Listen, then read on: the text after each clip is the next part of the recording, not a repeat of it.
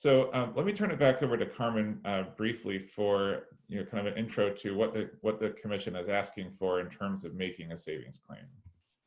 Yeah, I think before I dive into that too, I think it's important that when you look at the rule book, there is a distinction that's emerged about payable savings and claimable savings, and that's kind of been an evolution in definitions that came out of the pilots.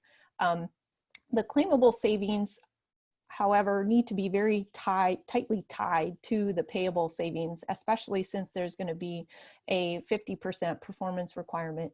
Having a disconnect between those two, I'm sure you can imagine the different challenges that could come out of having, two sets of books that are not necessarily related to each other.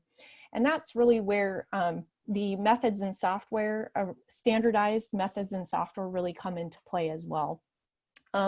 They offer this consistency and transparency that was highlighted in the rulebook that really enables population NMEC to even exist. It enables you to do the calculations across the entire population, for example, as opposed to a sample-based calculations. It is available to everyone, so program implementers can have access to those results and have a clear and clean understanding of how they're affecting their customers, but also a reasonable expectation of how they're going to be judged by their program administrator and the evaluators or the commission. And it provides a lot more transparency in the process. As a former evaluator and at the California Public Utilities Commission, one of the big challenges that we had was bridging that gap from looking at the savings calculations that were coming in on a deemed basis, truing them up with kind of very hyper-specific parameter updates. And in doing that, we would sometimes lose how that was actually affecting the grid and how those meter-based impacts were playing out.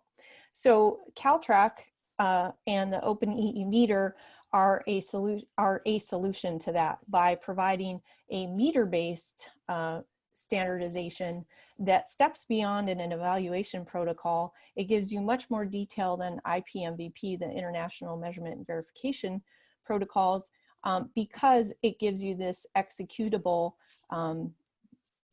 enough detail that you can repeat the calculations over and over and over, and have consistency across different parties that are doing that. So the Caltrac methods, I would assume most people kind of know what those are, but McGee's going to step into more of the detailed calculation methods. But I just wanted to reaffirm that the rulebook really points to